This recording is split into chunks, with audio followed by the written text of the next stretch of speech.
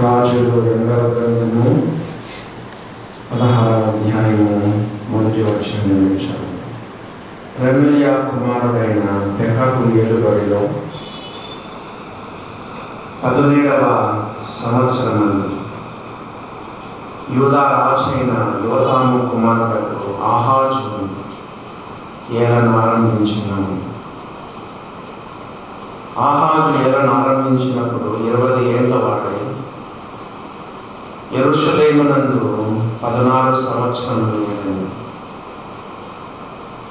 తన పితరుడకు దావీదు తన దేవుడైన యెహోవా దృష్టికి నీతిగా ప్రవర్తించినట్లు అతడు ప్రవర్తింపక ఇశ్రాయేలు రాజులు ప్రవర్తించినట్లు ప్రవర్తించును.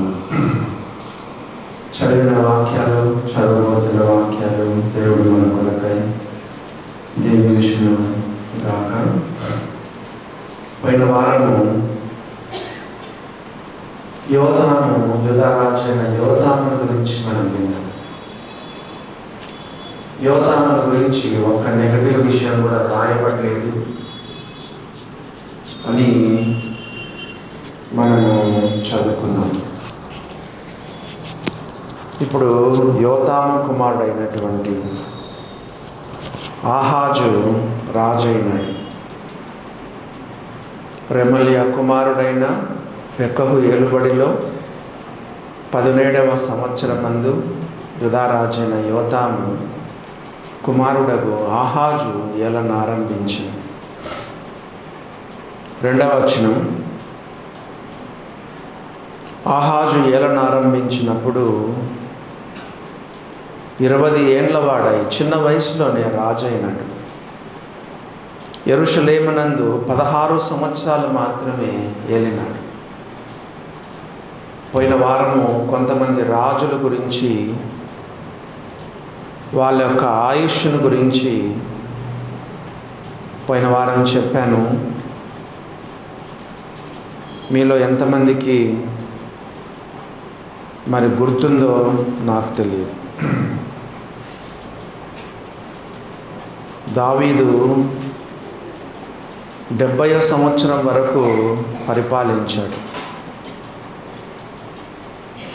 ఉజ్జియా 68 సంవత్సరాలు జీవించాడు. మనష్షే 67 సంవత్సరాలు బతికాడు. యెహోషాపాతు 60 సంవత్సరాలు బతికాడు. వీళ్ళు తప్ప అందరు రాజులు కొద్ది కాలమే జీవించారు. కొద్ది కాలమే జీవించి వాళ్ళు చనిపోయినారు. ఇప్పుడు ఈయన సంగతి చూడండి. ఆహాజు సంగతి 2వ రాజులు 16:2లో 20 ఏళ్ళప్పుడు రాజైనాడు. కానీ ఎన్ని సంవత్సరాలు పరిపాలించాడు? 16 సంవత్సరాలే. బహుశా 36వ సంవత్సరం ఆయన చనిపోయి ఉంటాడేమో. ఏంటి ఆహాజు సంగతి ఏంటంటే, తన పితరుడకు దావీదు తన దేవుడైన యెహోవా దృష్టికి నీతిగా ప్రవర్తించినట్లు అతడు ప్రవర్తింపలేదు. ఆల్రెడీ మనము చూసుకున్నాము.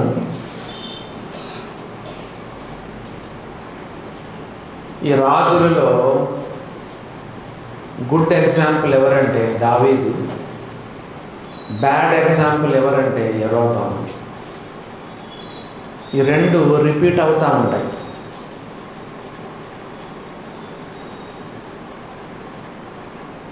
నెగటివ్ సైడ్ ఏమని రాయబడింది? తమ పితరుడైన దావీదు అనుసరించిన ప్రవర్తనను అనుసరింపలేదని నెగటివ్లో రాయబడింది. పాజిటివ్గా ఏమని రాయబడింది? ఇశ్రాయేలు వారు పాపము చేయుటకు కారకుడకు నెబాతు కుమారుడైన యెరోబాము పాపములను అనుసరించుచూ నడుచుకున్నారు. ఈ యొక్క ఆహాజు గురించి ఏంటంటే, తన పితరుడైన దావీదు తన దేవుడైన యెహోవా దృష్టికి నీతిగా ప్రవర్తించినట్లు ప్రవర్తింపలేదు. ఆహాజు సంగతి చెప్పమంటారా? ఆహాజు వాళ్ళ డాడీ చాలా మంచోడు. పోయిన వారం విన్నాం యోతాము. కొద్ది వారాల తర్వాత వింటాము ఆహాజు యొక్క కుమారుడు హిజ్కియా చాలా మంచి రాజు, వెరీ గుడ్ కింగ్. మధ్యలో ఎట్లున్నాడు చూడండి ఈయన. ఈ ఆహాజు వాళ్ళ డాడీ లాగా లేడు, వాళ్ళ కొడుకులాగా లేడు. వాళ్ళ డాడీ యోతాము, పోయిన వారం విన్నాము, యోతాములో ఏ తప్పిదం గురించి కూడా రాయబడలేదు. వాళ్ళ డాడీ మంచోడు. ఎవరి డాడీ? ఆహాజు వాళ్ళ డాడీ. ఆహాజు వాళ్ళ కొడుకు హిజ్కియా. మనం చదువుతాం భవిష్యత్తులో. హిజ్కియా చాలా మంచి రాజు. హిజ్కియా గురించి చాలా మంచి వచనాలు బైబిల్లో రాయబడి. వాళ్ళ డాడీ లాగా లేడు, వాళ్ళ కొడుకులాగా కూడా లేడు, మధ్యలో ఉన్నాడు ఈయన కదా. వాళ్ళ డాడీకి వాళ్ళ కొడుకు మధ్యలో ఆహాజు ఉన్నాడు. వాళ్ళ డాడీలాగా ప్రవర్తించలేదు, వాళ్ళ కొడుకులాగా ప్రవర్తించలేదు, తన పితరుడైన దావీదులాగా కూడా ప్రవర్తించలేదు. దేవుడు మన మధ్య కొంతమందిని మాదిరిగా పెట్టుంటాడు. సంఘంలో కానీ ఫ్యామిలీలో కానీ దేవుడు కొంతమందిని మనకు ముందుగా మాదిరిగా పెట్టుంటాడు. పౌలు ఏం చెప్పాడు? నేను క్రీస్తును పోలి నడుచుకొనుచున్న ప్రకారం మీరు నన్ను పోలి నడుచుకొనండి అని చెప్పాడు. రాజులకు అందరికి మాదిరి ఎవరు? దావీదు. మనలో కొంతమంది మంచి తల్లిదండ్రులు మనం కలిగి ఉన్నాం. మంచి చెప్పండి తండ్రులను మనం కలిగి ఉన్నాం. మంచి తల్లులు, మంచి తండ్రులు. మనం వాళ్ళ మాదిరిని మనం అనుసరించాలి. సంఘములో దేవుడు కొంతమందిని ఎల్డర్లీ పీపుల్, మన సంఘంలో రాముడు అంకులు ఉండేవారు. డిపార్ట్మెంట్లో మంచి సాక్ష్యాన్ని సంపాదించుకున్నారు. ఉద్యోగం చేస్తూ అంకుల్ సేవ చేసినారు. సేవకులలో ప్రభుదాస్ రెడ్డి గారు కోటీశ్వరుడు. ఆయన రాజశేఖర్ రెడ్డి వాళ్ళ పెదనాన్న. ఆస్తులు, భూములు అన్నీ వదిలేసి సేవకు వచ్చినాడు. వాళ్ళకు దాదాపు 4-5 మంది ఆడపిల్లలు, మగపిల్లలు ఎవరు లేరు. ఎంతో మాదిరిగా జీవించినాడు. తన పేరు పక్కన రెడ్డి అని పెట్టుకోలేదు ఆయన. ప్రభుదాస్ రెడ్డి అయినా ఆయన నీ పేరు ఏం పేరు అంటే ప్రభుదాస్ ప్రభుదాస్ ప్రభుదాస్ అని చెప్పుకుంటాడు. తన పిల్లలకు ఎవరికి కూడా ఆయన రెడ్డిస్ని పెళ్లి చేయలేదు. ఆయన అందరినీ క్రైస్తవులకే ఇచ్చి పెళ్లి చేశారు. జి రాజారావు గారు, ఎస్ ఆనందం గారు, కొంతమంది దేవుడు మనకు మాదిరిగా పెట్టుంటాడు. మన సంఘంలో ఆనందం కూడా దేవుడు కదా. ఇంత ఉన్నతమైన చదువు చదివింది. ఇప్పుడు ఆమె ప్రొఫెసర్గా కంటిన్యూ అయి ఉంటే దాదాపు ఆమెకు 2 లక్షల జీతం వచ్చింది. ఎప్పుడో పిహెచ్డీ చేసింది, డిగ్రీ కాలేజ్ లెక్చరర్గా ఉండేది. ఏమీ ఆశించలేదు, ఏమీ సంపాదించుకోలేదు. హెబ్రీయులకు రాసిన పత్రిక 13వ అధ్యాయము 7వ వచనం. హీబ్రూస్ 13th chapter verse 7 చూడండి. మీకు దేవుని వాక్యము బోధించి మీ పైన నాయకులుగా ఉన్న వారిని జ్ఞాపకం చేసుకొని వారి ప్రవర్తనా ఫలమును శ్రద్ధగా తలంచుకొనుచు వారి విశ్వాసమును అనుసరించండి. దేవుని వాక్యం ఏం చెప్తుంది? మీ పైని మీకు దేవుని వాక్యము బోధించి మీ పైన నాయకులుగా ఉన్న వారిని జ్ఞాపకం చేసుకొని వారి ప్రవర్తనా ఫలమును శ్రద్ధగా తలంచుకొనొచ్చు వారి విశ్వాసమును అనుసరించండి. Imitate their faith.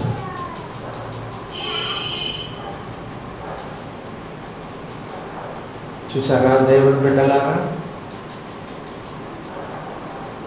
మన ముందు నాయకులుగా ఉన్నవారు, మనకు మాదిరిగా ఉన్నవారిని మనం అనుసరించాలని దేవుని వాక్యం చెప్తుంది. ఇతడు నీతిని అనుసరించి ప్రవర్తింపలేదంట. దినవృత్తాంతముల 2వ గ్రంథము 28వ అధ్యాయము 1వ వచనం చదవండి. ఈరోజు మనము రాజుల 2వ గ్రంథము 16వ అధ్యాయం ఒక చేయి పెట్టుకోవాలి. రాజుల 2వ గ్రంథం 16వ అధ్యాయంలో ఒక చేయి పెట్టుకోవాలి. దినవృత్తాంతంలో 2వ గ్రంథము 28వ అధ్యాయంలో ఒక చేయి పెట్టుకోవాలి. దినవృత్తాంతంలో 2వ గ్రంథం 28:1 ఏముంది చూడండి. ఆహాజు ఏలన ఆరంభించినప్పుడు 20 సంవత్సరంలో వాడ యెరూషలేములో 16 సంవత్సరములు ఏలెను. ఇక్కడ ఏముందో చూడండి. అతడు తన పితరుడైన దావీదు వలె యెహోవా దృష్టికి యథార్థముగా ప్రవర్తింపలేదు. రాజుల 2వ గ్రంథంలో ఏముంది? నీతిగా ప్రవర్తింపలేదు. దినవృత్తాంతంలో 2వ గ్రంథంలో యథార్థముగా ప్రవర్తింపలేదు. దేవుని దృష్టికి ఆయన యథార్థంగా లేడు. రాజుల 2వ గ్రంథం 16వ అధ్యాయము 3వ వచనం చదువుదాం. ఇప్పుడు 3వ వచనం చదువుదాం చూడండి. ఏంటి నీతిగా ప్రవర్తించలేదు, ఏంటి యథార్థంగా ప్రవర్తించలేదు? 3వ వచనంలో రాజుల 2వ గ్రంథం 16వ అధ్యాయము 3వ వచనం చూడండి. అతడు ఇశ్రాయేలీయుల ముందర నిలవకుండా యెహోవా వెళ్ళగొట్టిన జనులు చేసిన హేయమైన క్రియలు చేయుచు తన కుమారుని అగ్నిగుండమును దాటించెను. ఎలా తయారైనాడో చూడండి ఆహాజు.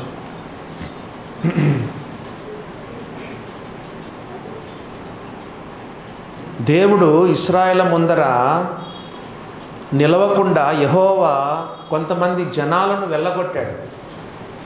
ఎంతమంది చెప్పగలరా? అమోరీయులు, కనానీయులు, గిర్గాషీయులు, ఎబూసీలు, హిత్తీలు, హివ్వీలు,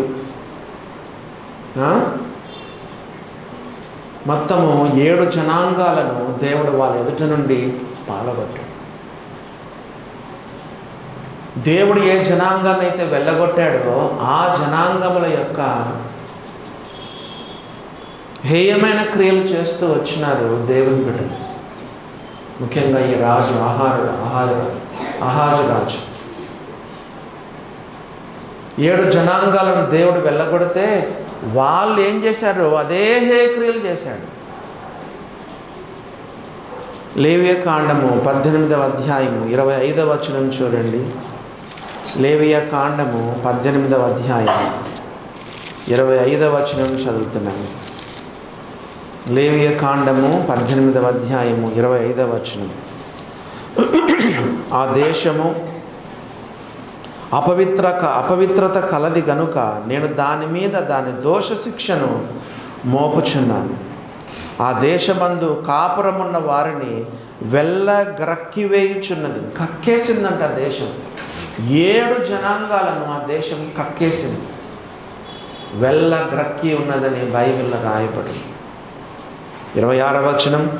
కాబట్టి ఆ దేశము మీకంటే ముందుగానున్న ప్రజలను వెళ్ళగ్రక్కి వేసిన ప్రకారము మీ అపవిత్రతను బట్టి మిమ్మను వెళ్ళగ్రక్కి వేయకుండానట్లు మీరు, అనగా స్వదేశీయ కానీ మీలో నివసించు పరదేశీయ కానీ, ఈ హేయక్రియలన్నిటిలో దేనిని చేయక నా కట్టడలను నా విధులను ఆచరింపవలెను.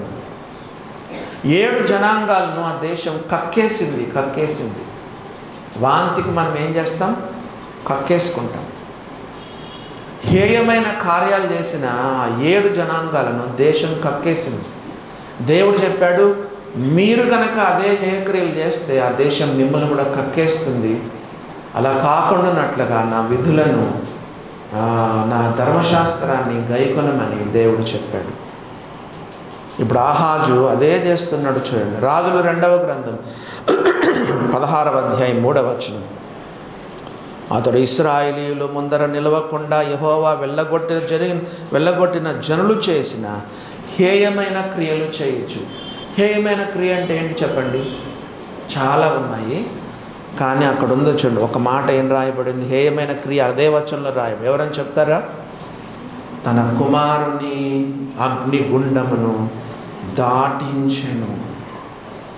తన కుమారుని అగ్నిగుండమును దాటించెను. ఇదే హేయమైన క్రియ.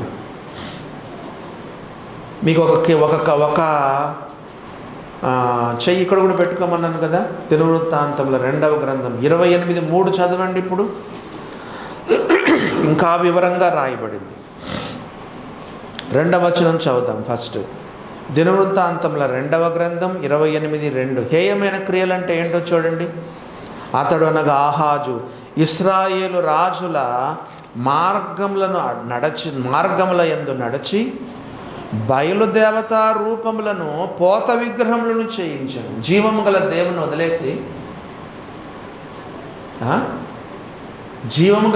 వదిలేసి ఆహాజు బయలుదేవత రూపములుగా పోత విగ్రహములను చేయించాడు. ఇదే ఆయన చేసిన హేయమైన క్రియ. ఇంకా చూడండి ఏమందో 3వ వచనం. మరియు అతడు బెన్ హిన్నోము లోయ యందు ధూపము వేసి ఇశ్రాయేలు ఎదుట నుండి యెహోవా తోలివేసిన, అక్కడేమన్నాడు వెళ్ళగొట్టిన అన్నాడు, ఇక్కడ తోలేసినాడంట దేవుడు. లేవియ కాండంలో దేశం వాళ్ళని వెళ్ళగక్కింది. రాజుల 2వ గ్రంథంలో దేవుడు వాళ్ళని వెళ్ళగొట్టాడు. దినవృత్తాంతంలో 2వ గ్రంథంలో దేవుడు వారిని తోలేసినాడు. ఎందుకు? యెహోవా తోలివేసిన జనముల హేయక్రియల చొప్పున తన కుమారులను అగ్నిలో దహించెను. రాజుల 2వ గ్రంథంలో ఏముంది? తన కుమారుని దాటించెను అని ఉంది. తన కుమారుని దాటించని రాజుల 2వ గ్రంథంలో ఉంటే, దినవృత్తాంతంలో గ్రంథంలో తన కుమారులను దహించెను.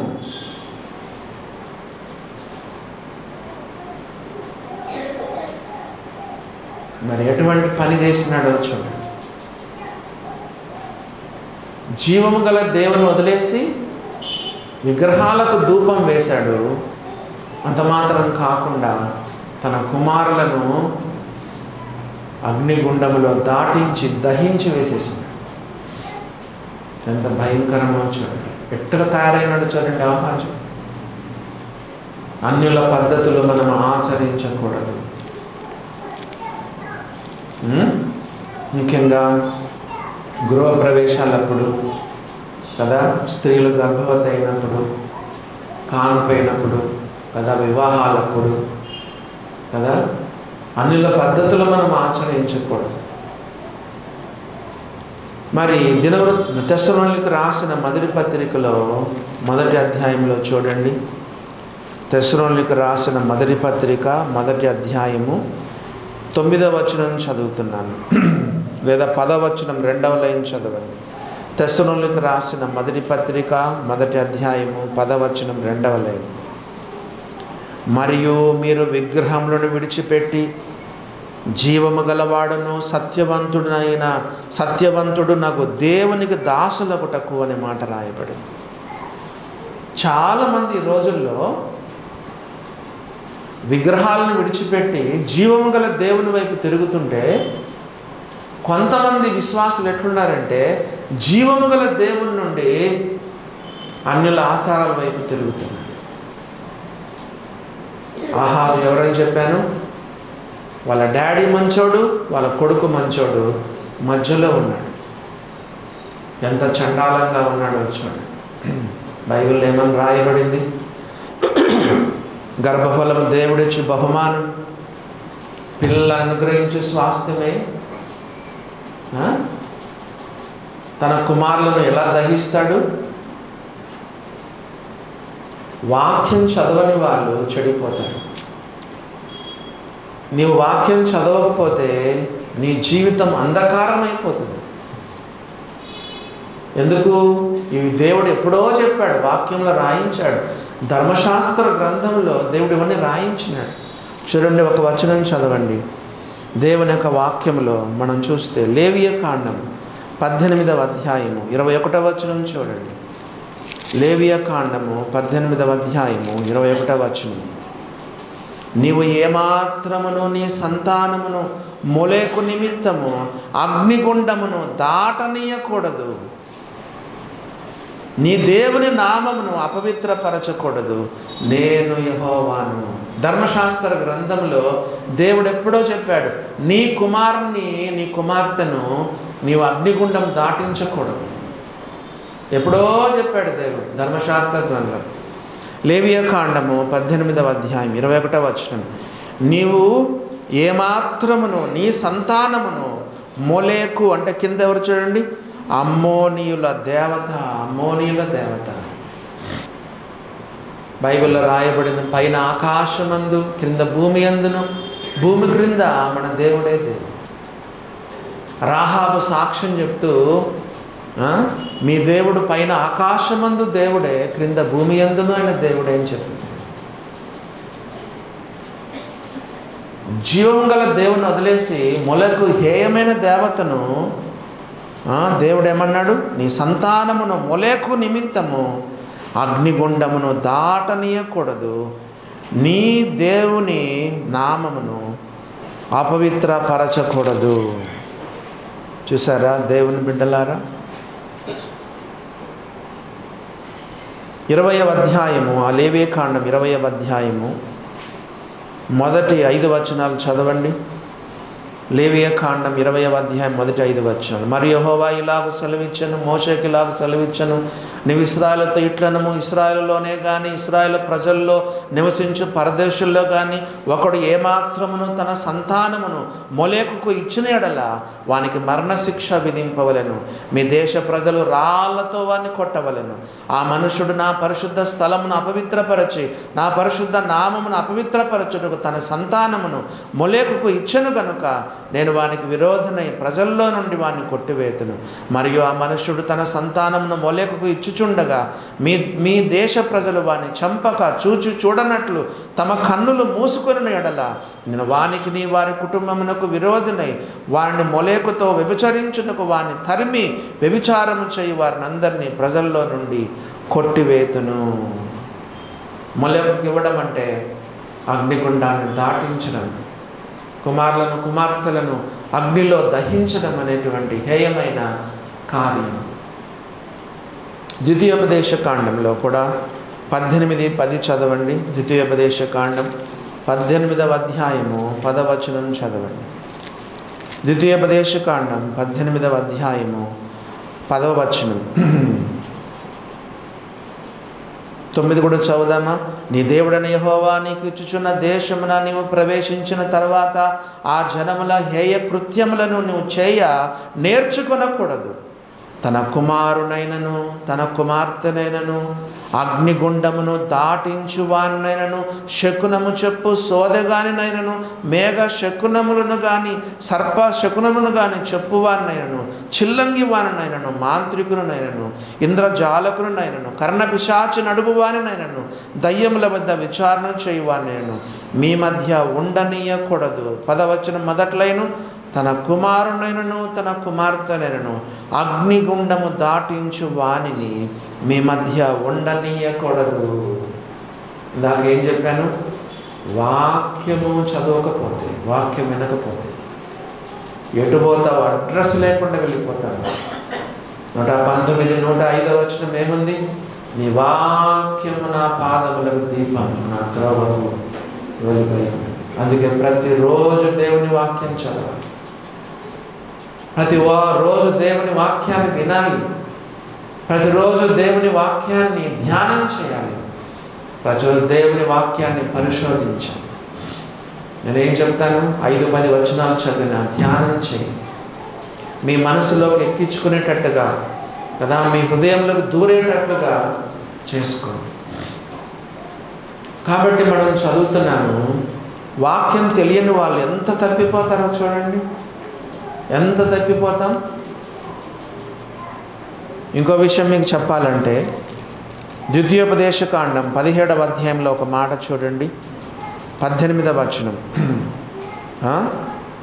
ద్వితీయోపదేశ కాండం 17-18. మరియు అతడు అనగా రాజు అన్నవాడు రాజ్య సింహాసనమందు ఆసీనుడైన తర్వాత లేవీయులైన యాజకుల స్వాధీనంలో ఉన్న గ్రంథమును చూచి ఆ ధర్మశాస్త్రమునకు ఒక ప్రతిని తన కొరకు వ్రాసికొనవలెను, అది అతని యొద్ద ఉండవలెను.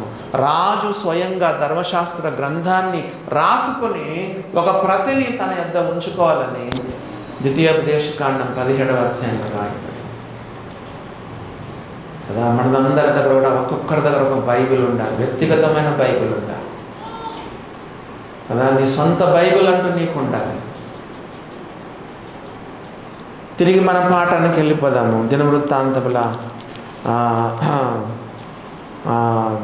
లేదా రాజులు 2వ గ్రంథానికి మనము వెళ్ళినట్లయితే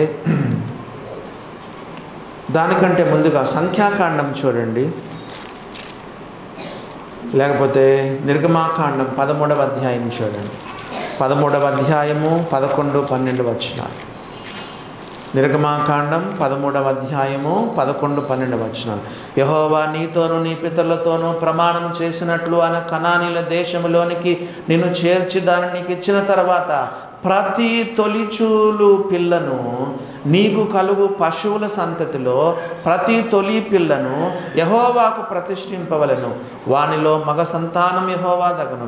ప్రతి గాడిద తొలి పిల్లను వెల ఇచ్చి విడిపించి దానికి మారుగా గొర్రె పిల్లను ప్రతిష్ఠింపవలెను. అట్లు దానిని విడిపించడలా దాని మెడను విరగదీయవలెను. నీ కుమారులలో తొలిచూలి అయిన ప్రతి మగవాన్ని వెల ఇచ్చి విడిపింపవలెను.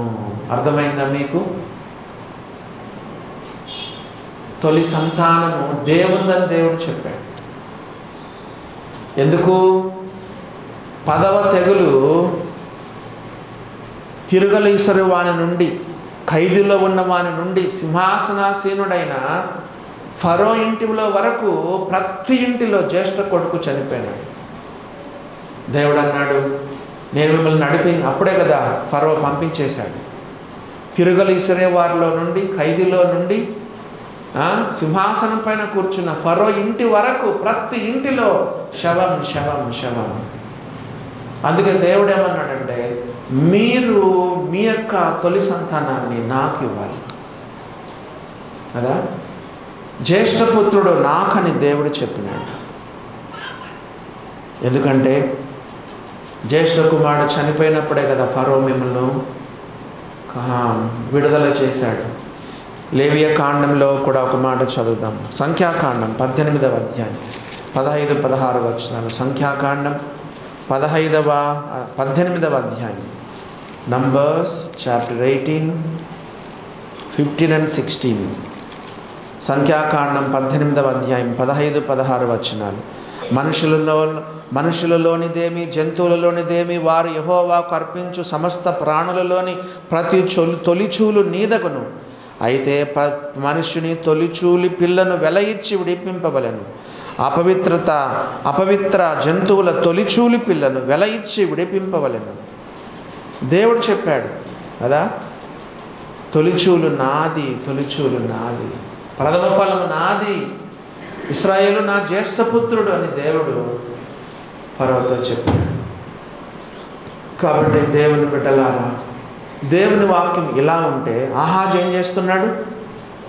తన యొక్క కుమారులను కుమార్తెలను మొలెకు దేవతకు అర్పిస్తూ దాటించినాడు, దహించినాడు. రాజుల 2వ గ్రంథంలో దాటించాడు, దినవృత్తాంతాల గ్రంథంలో దహించినాడు. ఎంత దారుణమైన పరిస్థితి వచ్చింది. అందుకే చెప్పాను, వాక్యం మనం చదవకపోతే ఎటుపోతామో మనకే తెలియదు. దేవుని బిడ్డలారా, వాక్యం మనకు ఎంత అవసరం. ఇంకా చూడండి ఏం చేశాడు. దినవృత్తాంతంలో 2వ గ్రంథము లేదా రాజుల 2వ గ్రంథము 16వ అధ్యాయంలో ఇంకా ఆహాజు ఏం చేసినాడో చూడండి. 4వ వచనం. మరియు అతడు ఉన్నత స్థలములలోను కొండ మీదను సమస్తమైన పచ్చని వృక్షముల క్రిందను బలులు అర్పించుచు ధూపం వేయచూ వచ్చాను. ఇంత దారుణంగా ఉన్నాడు చూడండి. ఉన్నత స్థలాల్లో కొండ మీద సమస్తమైన పచ్చని వృక్షము క్రింద బలులు అర్పించుచు ధూపము వేయచూ వచ్చాను. 10 ఆజ్ఞల్లో మొట్టమొదటి ఆజ్ఞ ఏంటి చెప్పండి? పైన ఆకాశం అందే కానీ, క్రింద భూమి అందే కానీ, భూమి క్రింద నీళ్ళ అందే కానీ దేని రూపమునైనా నువ్వు చేసుకునకూడదు, దానికి సాగిల పడకూడదు. ఈయన ఎక్కడ పడితే అక్కడ ధూపాలు వేస్తూ ఉన్నాడు. ఇదే మాట దినవృత్తాంతం 2వ గ్రంథం 28:4 ఏముందో చూడండి. సేమ్ ఇదే మాట దినవృత్తాంతం 2వ గ్రంథం 28:4. అతడనగా ఆహాజు ఉన్నత స్థలములలోను కొండల మీదను ప్రతి పచ్చని చెట్టు కిందను బలులు అర్పించుచు ధూపము వేయుచు వచ్చెను. ఇట్లా చేస్తా ఉన్నాడు ఆహాజు. ఎంత వయసు, ఎంత సింహాసనం ఎక్కడ, 20 సంవత్సరాలు, మంచి యవన ప్రాయంలో ఉన్నాడు. ఎంత దారి తప్పిపోతున్నాడో చూడండి. 20 సంవత్సరాలు అప్పుడు రాజై దేవునికి విరోధంగా ఎంత నడుచుకుంటున్నాడు. మరి దేవుడు చూస్తూ ఊరుకుంటాడా? చెప్పండి, దేవుడు చూస్తూ ఊరుకుంటాడా? దినవృత్తాంతముల 2వ గ్రంథము 28వ అధ్యాయము 5వ వచనం చూడండి. దేవుడు ఏం చేసినాడో చూడండి. వరుసగా దేవుడు శిక్షించుకుంటా వచ్చినాడు. 5వ వచనం నుండి చదువుదాం. అందుచేత అతని దేవుడైన యెహోవా అతనిని సిరియా రాజుకు అప్పగించెను. అతని దేవుడైన యెహోవా అతనిని సిరియా రాజు చేతికి అప్పగించెను. ఆహాజును అప్పగించినాడు. రాజుల 2వ గ్రంథం చూడండి. 2వ గ్రంథం 16వ అధ్యాయం 5వ వచనం. రాజుల 2వ గ్రంథం 16వ అధ్యాయం 5వ వచనం చూడండి. సిరియా రాజైన రెజీనును ఇశ్రాయేలు రాజైన రెమల్యా కుమారుడు పెకహును యెరూషలేం మీదకి యుద్ధానికి వచ్చి అక్కడనున్న ఆహాజును పట్టణమును ముట్టడి వేసిరి. 2 రాజులు వచ్చినారు.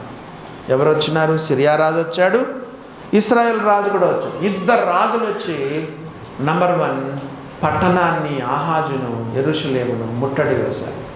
అది మొదటి శిక్ష. 2వ శిక్ష చూడండి. 2వ శిక్ష చూస్తే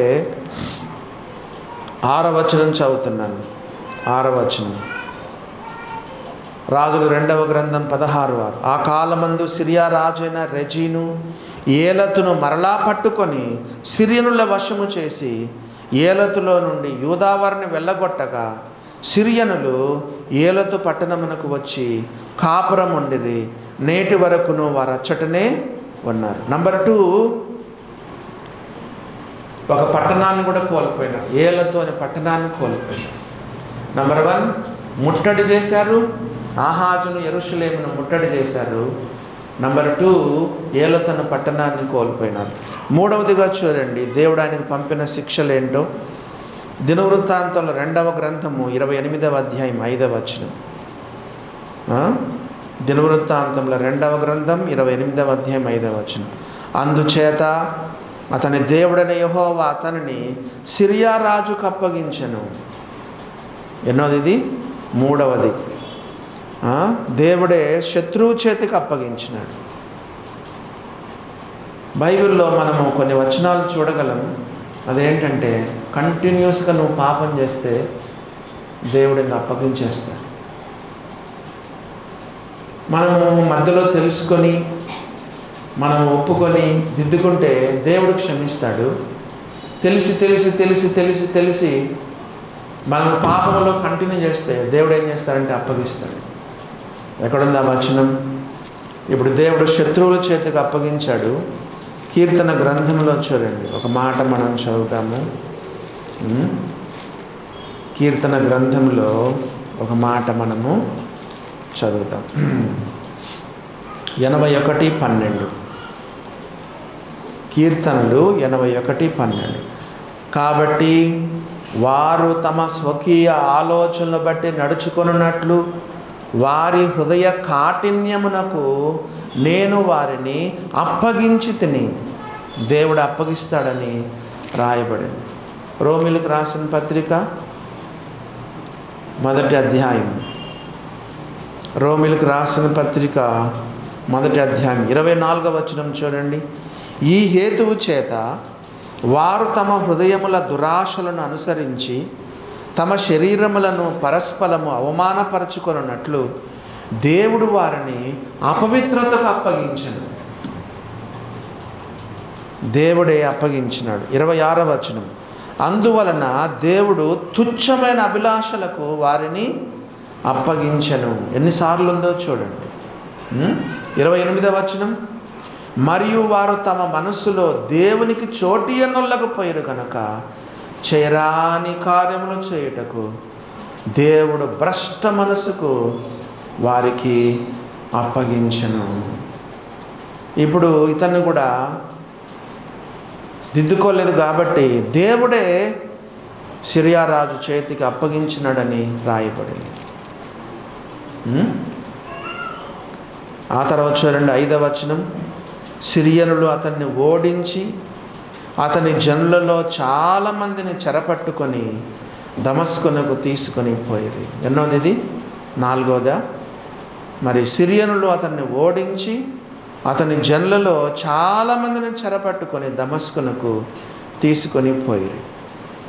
ఆ తర్వాత చూడండి, అతడును ఇశ్రాయేలు రాజు చేతికి ఆహాజు ఇప్పుడు ఇశ్రాయేలు రాజు చేతికి అప్పగింపగా ఓడిపోయినాడు. ఆ రాజు అతని లెస్సగా ఓడించెను. ఇశ్రాయేలు రాజు చేతిలో ఆహాజు పూర్తిగా ఓడిపోయినాడు. ఇంకా చూడండి, అట్లాగనే దేవుడు ఎలాగ చేస్తున్నాడో చూడండి. 6వ వచనం, దినవృత్తాంతముల 2వ గ్రంథం 28వ అధ్యాయము 6వ వచనం, రెమల్యా కుమారుడైన పెకహు యూదావారిలో పరాక్రమశాలురైన 120,000 మందిని ఒక్కనాడు హతము చేసెను. 6వ వచనంలో ఏమని రాయబడింది? రెమల్యా కుమారుడైన పెకహు అంటే ఇశ్రాయేలు రాజు యూదావారిలో పరాక్రమశాలురైన 120,000 మందిని ఒక్కనాడు హతం. ఎంత లాస్ చూడండి. 6వ వచనంలో ఒక మాట రాయబడింది, లాస్ట్ లైన్ కదా. 6వ వచనం లాస్ట్ లైన్ ఏం చూడండి, వారు తమ పితరుల దేవుడైన యెహోవాను విసర్జించినందున వారికి ఇట్టి గతి పట్టెను. వాళ్ళకి ఏం పట్టిందంట? గతి పట్టింది. వచ్చాడు, ముట్టడి వేశాడు, ఒక పట్టణాన్ని కోల్పోయినారు. దేవుడు అతన్ని శత్రువు చేతికి అప్పగించాడు. శత్రువులు అతను ఓడించినారు. చాలామందిని చెరపట్టుకొని వెళ్ళారు. లెస్సగా ఓడింపబడ్డాడు. ఇప్పుడు చూస్తే పరాక్రమశాలలో 120,000 మంది ఒక్కనాడు హతనమైపోయినారు. దేవుని వాక్యం ఏం చెప్తుందంటే, వారు తమ పితరుల దేవుడని యెహోవాను విసర్జించినందున వారికి ఇట్టి గతి పట్టెను. చూసారా దేవుని బిడ్డలారా, మనం కూడా చాలామంది దేవుని నమ్ముకున్న తర్వాత ఒక స్టేజ్లో దేవుని వదిలేస్తారు.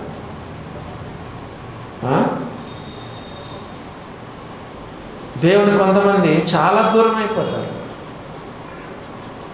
కొన్నిసార్లు దేవుడు దెబ్బ మీద దెబ్బ కొడతాడు. దేవుడు ఎంత భయంకరమైన శిక్ష ఉంటుందో చూడండి. ఆ తర్వాత మనం చూస్తే 7వ వచనం చదువుతున్నాను, పరాక్రమశాలి అయిన ఎఫ్రాయిమీయుడగు జిక్రీ రాజసంతతి వాడైన మయషయాను, సభాముఖ్యుడైన అజ్రీకామును, ప్రధానమంత్రి అయిన ఎల్కానాను హతము చేసెను.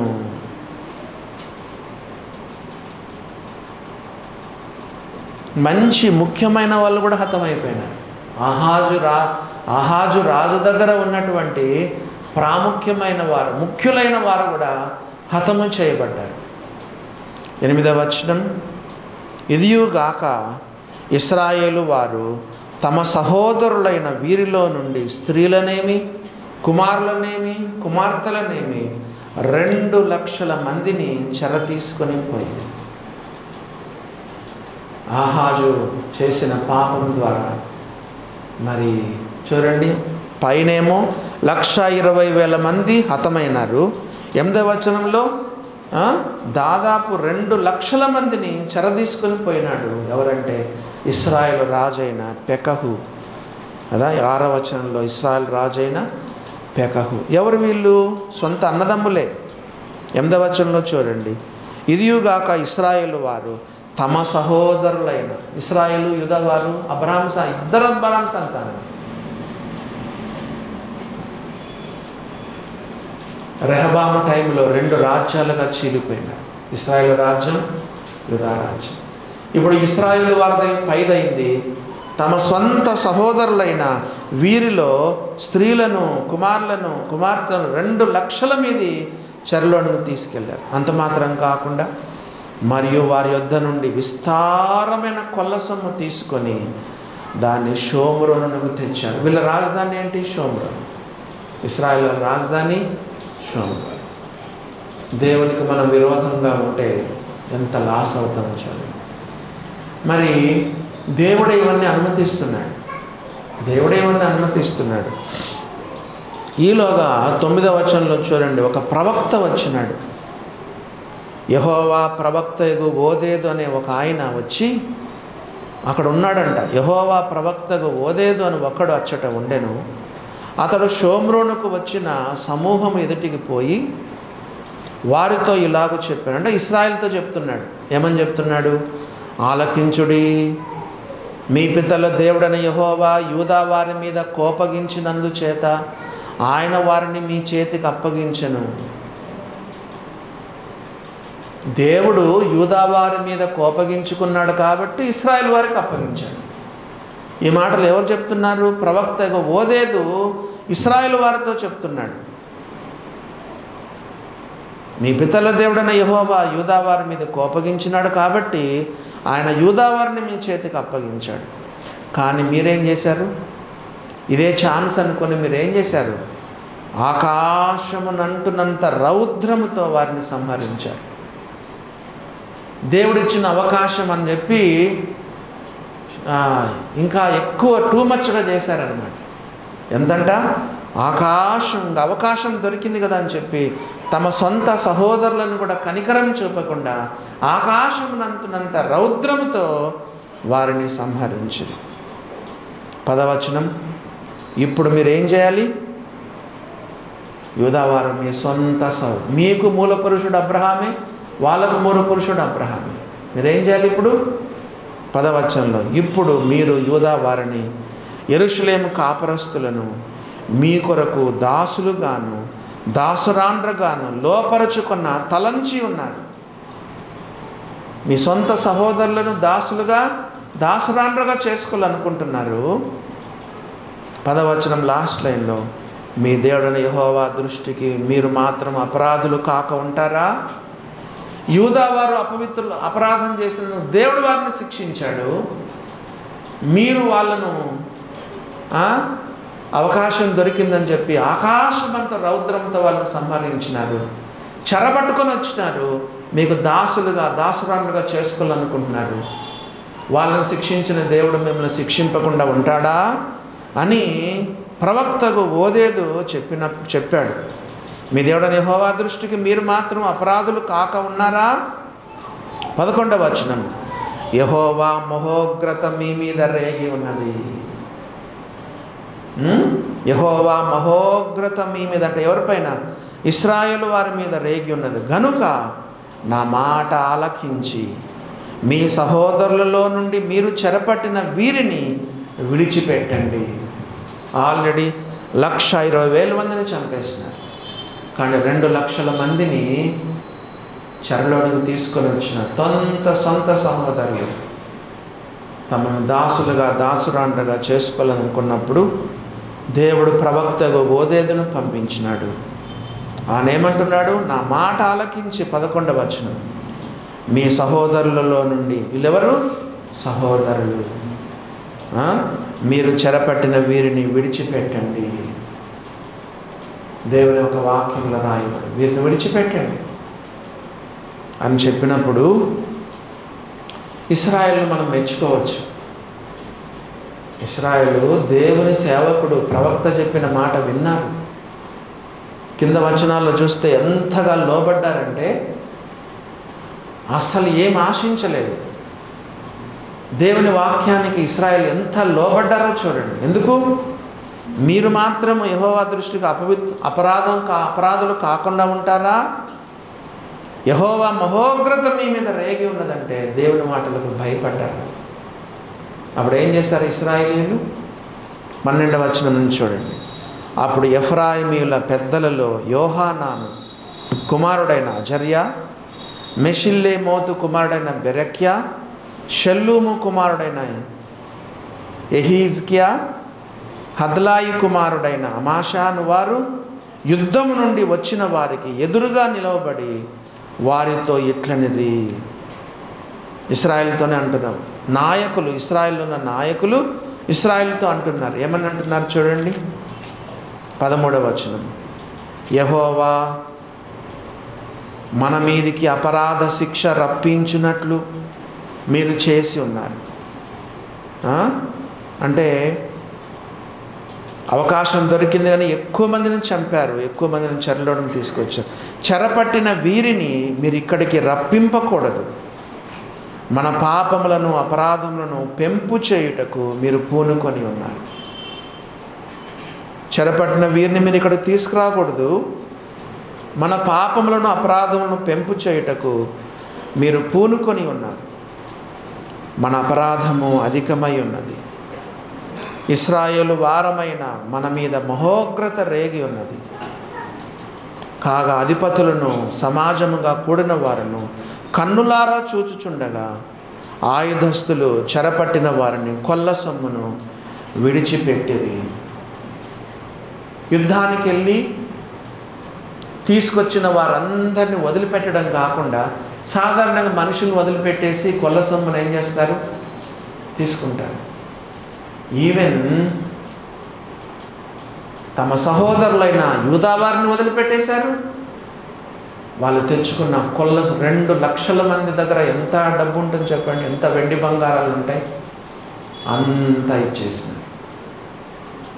చూసారా, దేవుని బిడ్డల ఇశ్రాయేలు ఈ టైంలో దేవుని సేవకుని మాటను విన్నారు, అక్కడున్న నాయకుల మాట కూడా విన్నారు. విని యూదా వారిని అందరినీ వదిలేసినారు.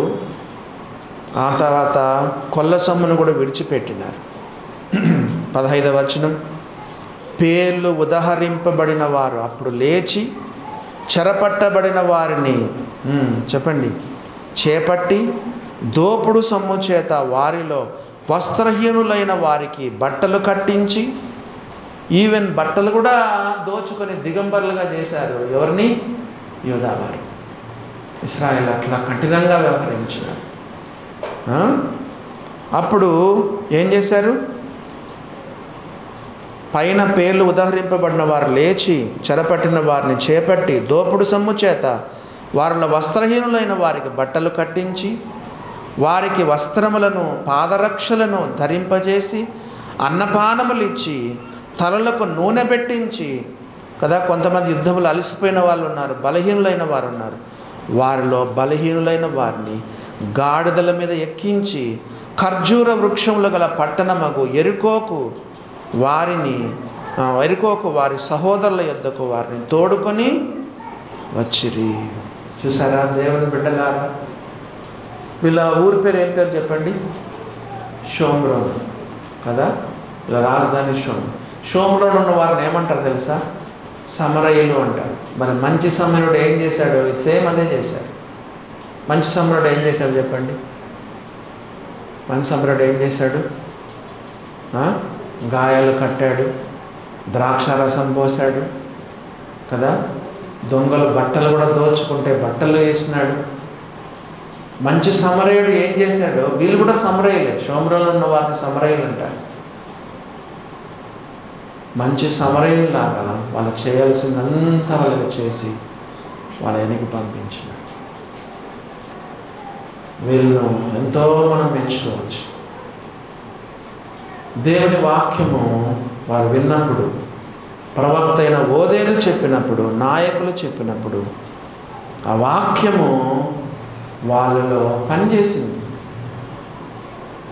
ఈ మధ్యనే మనం ఆదివారం ఒక వాక్యం మనం చదువుకున్నాం. ఆ వాక్యమే విశ్వాసులైన మీలో కార్యసిద్ధి కలగజేయుచున్నది. వాక్యం మనలో పనిచేస్తుంది. వాక్యం మనలో క్రియాశక్తిని ఇస్తుంది, కార్యసిద్ధిని కలగజేస్తుంది. వాక్యంలో అంత శక్తి ఉంది, అంత పవర్ ఉంది. కాబట్టి వాళ్ళు ఎంత చక్కగా బట్టలు తొడిగించినారు, మరి వస్త్రాలు ఇచ్చినారు, పాదరస్తులు ధరింపజేశారు, అన్నపానాలు ఇచ్చినారు, తలకు నూనె పెట్టించినారు. సమరయుడు కూడా నూనె పోసాడు.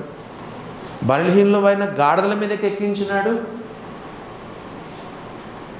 మీరు గమనించినారా? తన వాహనం మీద ఎక్కించుకున్నాడు. ఎవరు? చదువుదాం చూడండి, ఆ వచనాలను చదువుదాము. లూకాసు వార్త 10వ అధ్యాయంలో ఏముందో చూడండి. లూకాసు వార్త 10వ అధ్యాయంలో 33వ వచనం. లూకాసు వార్త 10వ అధ్యాయం 33వ వచనం.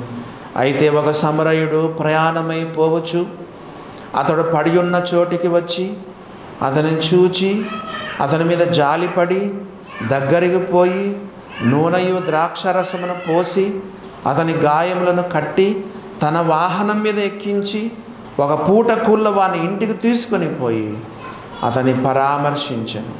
మరునాడు అతడు 2 దేనారములు తీసి ఆ పూట కూళ్ళ వానికి ఇచ్చి, ఇతని పరామర్శించుము, నీవు ఇంకేమైనా ఖర్చు చేసిన ఎడలా నేను మరలా వచ్చినప్పుడు అది నీకు తీర్చదనని అతనితో చెప్పి పోయాను.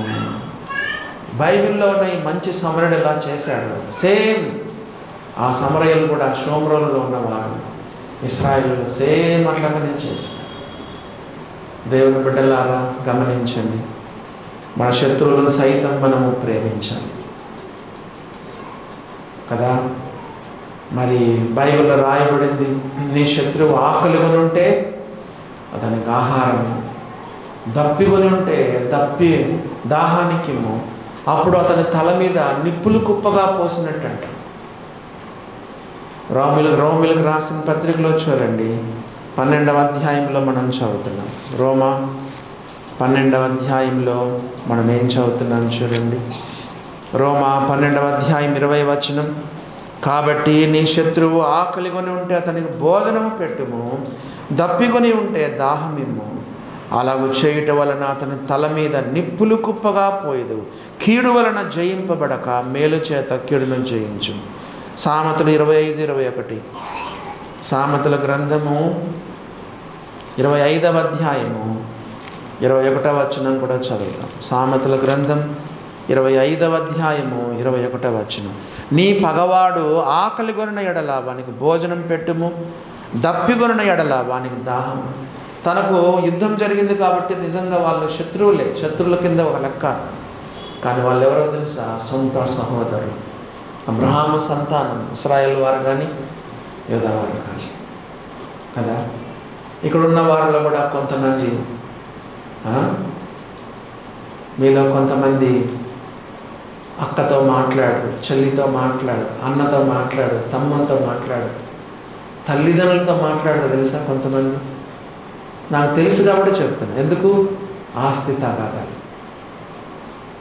ఏదో కొంచెం ఏదో ఆ అక్కకో అన్నకో తమ్మునికో చెల్లెకో కొంచెం ఎక్కువ పోయి ఉంటుంది కదా. నాయన అమ్మైనా న్యాయం చేయకుండా కొంచెం వాళ్ళకి ఎక్కువ రాసి ఉంటారు. ఆ తర్వాత లేదా వీళ్ళని ఏదో దొంగ సంతకం పెట్టించుకొని అమ్మ నాయన పడకలో ఉన్నప్పుడైనా కదా, మరి ఏదో దొంగ సంతకం పెట్టించుకొని ఏదో ఒకటి లాక్కొని ఉంటారు. దాన్ని బట్టి కొంతమంది శత్రుత్వం, సొంత సహోదరుల పట్ల సహోదరుల పట్ల శత్రుత్వం పెంచుకొని మాట్లాడకుండా, నాకు తెలుసు కాబట్టి చెప్తుంది, అసలు మాట్లాడకూడదు కూడా మాట్లాడకూడదు. పచ్చగడ్డేసిన బగ్గనటువంటి పరిస్థితి. దేవుని బిడ్డలారా గమనించింది, మన సొంత సహోదరులను, మన రక్త సంబంధికులను మనం ప్రేమించాలి. ఒకవేళ వాళ్ళు అవతల వ్యక్తి తప్పు చేసినా సరే మనము సాధ్యమైనంత వరకు మనము దారి క్రియేట్ చేయాలి కదా. వాళ్ళు అసమాధానంగా ఉన్నా మనం సమాధానంగా ఉండడానికి ప్రయత్నించాలి కదండి. సోదర సోదరుల మధ్యలో కదా, అన్నదమ్ముల మధ్యలో, అక్కచెల్లెల మధ్యలో, కుటుంబీకుల మధ్యలో మనకు ఎటువంటి తగాలు. మేము మొత్తం 6 మంది అన్నదమ్ములు, మాకేమీ లేదు కదండి. మరి ఇక్కడ కింద ఉషా వాళ్ళు ఉంటారు, మా బ్రదర్ ఇలా ఎవరు పీటర్ అన్న ఈరోజు వచ్చినాడు. శుక్రవారం మనకు మీటింగ్ ఉంది. మరి నాకు ఆయన కూడా ఎప్పుడూ తగాదా లేదు ఇంతవరకు, నాట్ ఈవెన్ వన్స్. మా పెళ్ళి దాదాపు 26 సంవత్సరాలు అయింది. ఎన్నడూ కూడా నాకు ఆయనకు చిన్న క్లాష్ కూడా రాలేదు కదా. దేవుని బిడ్డలో మనం పెట్టుకుంటే ఎన్నో వస్తాయి కదా. ప్రతి చిన్నదానికి అత్తతో వస్తుంది, మామతో వస్తుంది, అమ్మతో వస్తుంది, నాయనతో వస్తుంది, మరదలతో వస్తుంది, బావతో వస్తుంది కదా, బామలతో వస్తుంది, వదినతో వస్తుంది. పెట్టుకుంటే ఎన్నైనా వస్తాయి కదా. రక్త సంబంధికులు మనం ఎప్పుడు కూడా ఒకరినొకరు క్షమించుకొని ఒకరినొకరు కదా సమాధానం కలిగి ఉంటాం. రోమిలకు రాసిన పత్రికలో చూడండి ఏమని రాయబడిందో. రోమిలకు రాసిన పత్రిక 12వ అధ్యాయం. రోమిలకు రాసిన పత్రిక 12వ అధ్యాయం.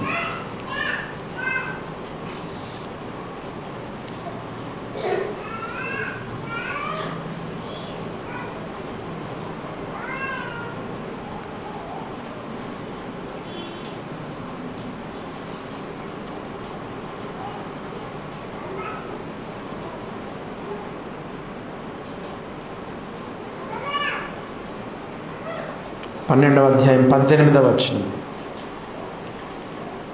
Romans chapter 12 verse 18.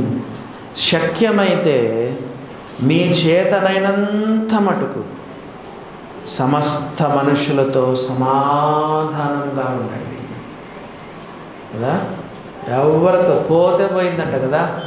అర్ధ ఎకరం పోయిందా, లేకపోతే ఇంకా 2 అడుగులు పోయిందా, లేకపోతే 10 అడుగులు పోయిందా, పోతే పోయిందంట. కట్టకపోయేది ఏముంది. ఈరోజు దేవుడు రాకడ వస్తే అందరూ మొత్తం ఇక్కడ వదిలిపెట్టుకోవాలి కదా. సమాధానం. శక్యమైతే మీ చేతనంత మటుకు సమస్త మనుషులతో సమాధానం. 19వ వచనం. ప్రియులారా, మీకు మీరే పగ తీర్చుకోవద్దు, దేవుని ఉగ్రతకు చోటు ఇవ్వండి. పగ తీర్చుట నా పని, నేనే ప్రతిఫలం ఇత్తునని ప్రభువు చెప్పుచున్నాడని వ్రాయబడి ఉన్నది. Taking revenge is God's business, మన బిజినెస్ కాదు. పగ తీర్చుకునేది ఆయన పని. Taking the revenge is God's business, not our business. హెబ్రీయులకు రాసిన పత్రిక 10వ అధ్యాయంలో, హెబ్రీయులకు రాసిన పత్రిక 10వ అధ్యాయంలో ఒక మాట మనం చదువుదాము. హెబ్రీయులకు రాసిన పత్రిక 12వ అధ్యాయం 14వ వచనం. Hebrews 12th chapter verse 14. అందరితో సమాధానమును పరిశుద్ధతయు కలిగి ఉండుటకు ప్రయత్నించుడి. చూసారా, అందరితో సమాధానము. కొంతమందికి ఏంటంటే ప్రతి ఒక్కరితో పేచి ఉంటుంది. మీరు గమనించినారా? కొంతమందికి ప్రతి ఒక్కరితో పేచి ఉంటుంది, అడ్జస్ట్ కాలేదు. కానీ యేసు ప్రభువుని నమ్ముకున్నాక మన స్వభావం మారిపోవాలి కదా. యేసు ప్రభువుని నమ్ముకున్నాక మనలో మెల్లమెల్లగా మనలో మార్పు సంభవిస్తూ ఉండాలి. వాళ్ళకి ఎంత మంచి మనసు వచ్చింది చూడండి. యుద్ధంలో వీళ్ళు కూడా కొంతమంది అని చంపుకుంటారు కదా వాళ్ళని. యూదావారు కూడా కొంతమంది అయినా ఇశ్రాయేల్ వారిని చంపుకుంటారు. కానీ దేవుడు సేవకుడు చెప్పినటువంటి మాటలు విని ఎంత చక్కగా వాళ్ళు బిహేవ్ చేశారు, ఎంత మర్యాద ఇచ్చి పంపించినారో చూడండి.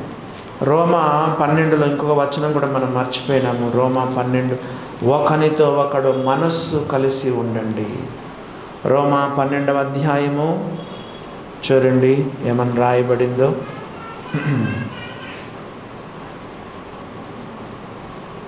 16వ వచనం. రోమా 12:16. ఏడ్చువారితో ఏడవండి అని చెబుతూ ఏమన్నాడు? ఒకనితో ఒకడు మనస్సు కలిసి ఉండండి కదా. కాబట్టి మన అన్నదమ్ముల్లో అక్క చెల్లెల్లో మనకి వీళ్ళు సహోదరులు, వీళ్ళు అబ్రహాము సంతానమే, వాళ్ళ అబ్రహాము సంతానం. ఏమంటే 2 రాజ్యాలుగా విడిపోయినారు. వీళ్ళు కొట్టుకొని చంపుకోవడం ఏమైనా బాగుంటుందా? మరి క్షమించుకుని అంతా వదిలేసినారు. యేసుప్రభు ఒక మాట చెప్పారు కదా. యోహాను మత్తయి సువార్త 5వ అధ్యాయంలో ఏమన్నాడు చూడండి ప్రభు. 5వ అధ్యాయము 23వ వచనం. కావున నీవు బలిపీఠం వద్ద అర్పణం నర్పించుచుండగా నీ మీద నీ సహోదరునికి విరోధం ఏమైనది కలదని అక్కడ నీకు జ్ఞాపకం వచ్చిన ఎడల అక్కడ బలిపీఠం ఎదుటని నీ అర్పణ విడిచిపెట్టి మొదట వెళ్ళి నీ సహోదరునితో సమాధానపడుము, అటు తర్వాత వచ్చి నీ అర్పణము అర్పింపుము. చూసారా దేవుని బిడ్డల, మొదట వెళ్ళి నీ సహోదరునితో సమాధానపడము. మన తోబుట్టువులతో వాళ్ళతో మనతో ఎవ్వరికి మనం పేచి ఉండకూడదు. యాకోబు రాసిన పత్రిక మరి 3వ అధ్యాయం 17వ వచనం చదవండి. యాకోబు రాసిన పత్రిక 3వ అధ్యాయం 17వ వచనం. James, ఎపిస్టిల్ of James 3rd chapter 17th verse. అయితే పైనుండి వచ్చు జ్ఞానము మొట్టమొదట పవిత్రమైనది, తరువాత సమాధానకరమైనది. ఏంటంట? పైనుండి వచ్చు జ్ఞానము మొట్టమొదట పవిత్రమైనది, తరువాత సమాధానకరమైనది. దినవృత్తాంతంలో 2వ గ్రంథానికి మనం వెళ్ళిపోయి ఆఖరి లైన్ చదువుకొని మనం ముగించుకుందాం. చూడండి, దినవృత్తాంతంలో 2వ గ్రంథం 28-15వ వచనం లాస్ట్ లైన్. వారిని ఏం చేశారు? గాడిదల మీద ఎక్కించారు, ఖర్జూర వృక్షం గల పట్టణం దగ్గర ఎరుకో వరకు వచ్చి డ్రాప్ చేశారు. వారి సహోదరుల యొద్దకు వారిని తోడుకొని వచ్చారు. తరువాత వారు షోమ్రోనుకు మరలా రిటర్న్ వెళ్ళిపోయినారు. షోమ్రోనుకు వాళ్ళ మరలా రిటర్ను. మీకు చిన్న ప్రశ్న అడగాలనుకున్నాను. మరి పరాక్రమశాలుల్లో 120,000 మందిని చంపినారే.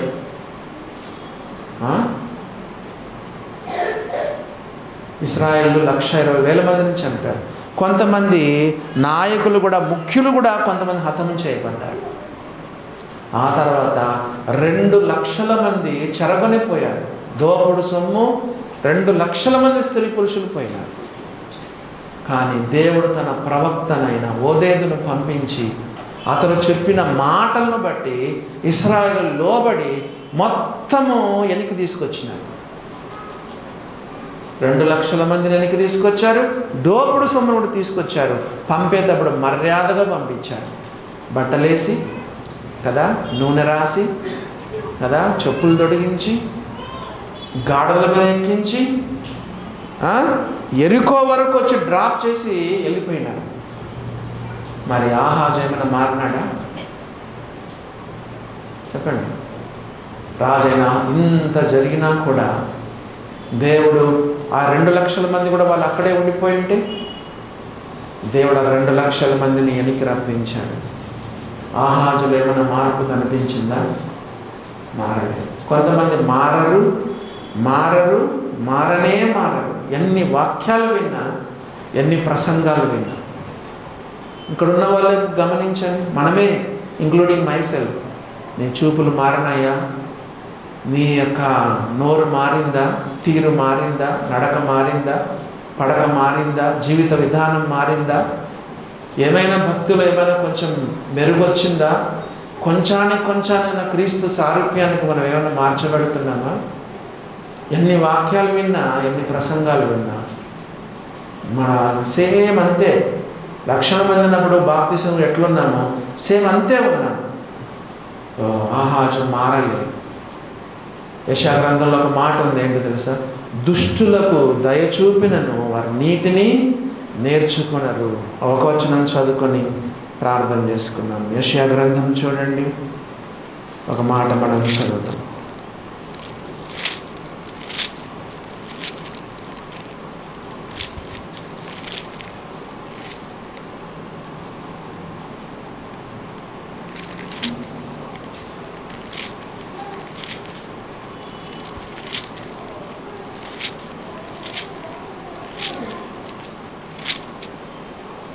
యెషయా గ్రంథంలో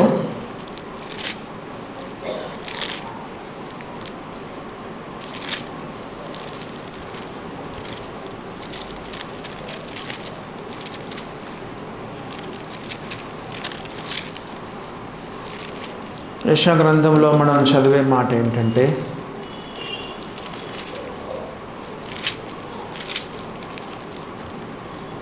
26వ అధ్యాయము 10వ వచనం. యెషయా గ్రంథము 26వ అధ్యాయము 10వ వచనం. దుష్టులకు దయ చూపినను వారు నీతిని నేర్చుకొనరు.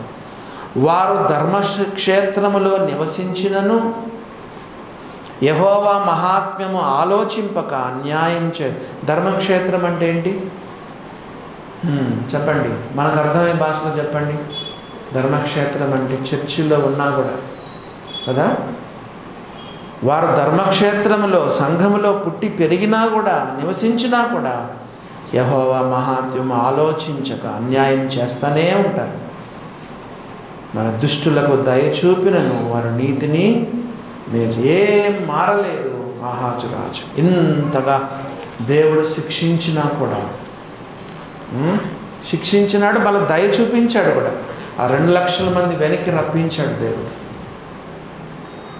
మరి ఏమి ఆహాజు రాజు మారలేదు. కాబట్టి దృష్టాంతములుగా వారికి సంభవించి యుగాంతమందున మనకు బుద్ధి కలగడానికి దేవుడి మాటలు రాయించినాడు. మరి ఇంటికి వెళ్ళిపోయి ప్రభువా ఈ వాక్యం నా కొరకే, మరి విన్న వాక్యాలు నా హృదయంలో భద్రపరచయ్యా అని చెప్పి లోపాలు దోషాలు ఉంటే ఒప్పుకొని దైవ సన్నిధిలో ముందుకు కొనసాగడానికి దేవుడు తన కృప మనలో విస్తరింప చేయునుగాక.